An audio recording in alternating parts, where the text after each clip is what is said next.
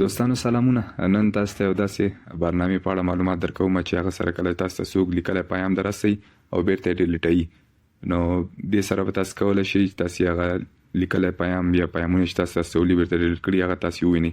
نو هغه لپاره باید تاسو له ځانه سره پلی سټور څخه ریکور ډیلیټډ میسیجز دغه برنامه چې تاسو یې همدغه برنامه تاسو له ځان سره انسټال کړئ له پلی سټور څخه. ما تیاره انسټال کړې ده. زه په اوپن باندې کلیک کوم.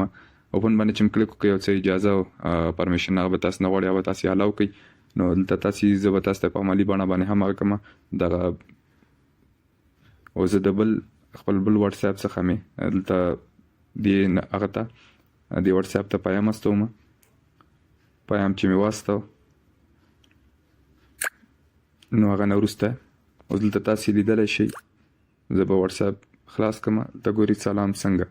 نو دغه میسیج ما ته خو راغی خو بیرته د بل هغه نه مې دا میسیج بیرته ډیلیټ فار ایوری ون کوم. نو ګورئ دلته چې دس میسیج واز ډیلیټډ ولیکه. خو کله چې زه دغه برنامې ته ریکور ډیلیټډ میسیجز دا برنامه لږ اډورټ هغه لري دغه اډ چې ورته وایي اشتهارات لري. کله چې تاسو یې کوئ نو دا به حتما ارزل کې کله چې تاسو خلاصوي دا به اشتهار یو حتما تاسو ته کوي.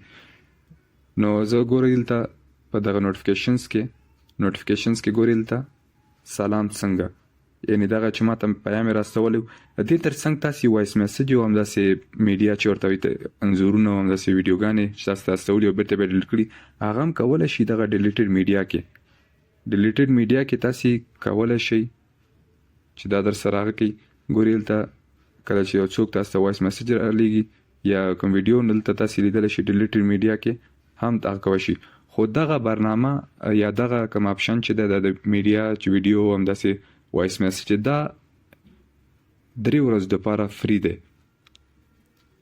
هغې نه وروسته دغه گو وی آی پي یا دغه علامه چې تاسو یې په دې چې تاسو کله کلیک کوئ دلته یې لیکلي ریکور ډیلیټډ میسیجز.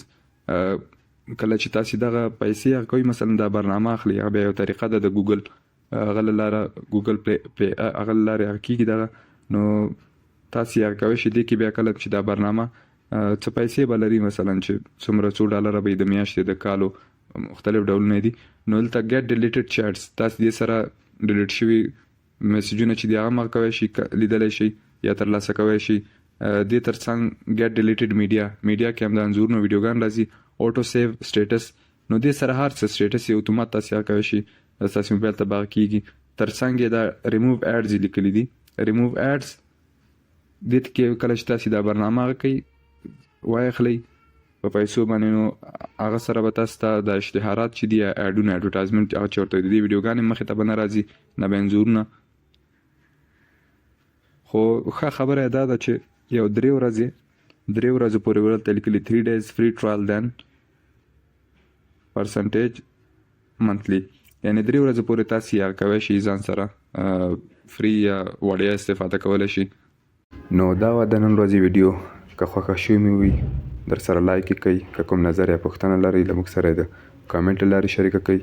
نو تر بلې ویډیو پورې مې په پاک او مهربانه رب سپارم. هر چیرې چې یاست خوښ او اباد اوسئ.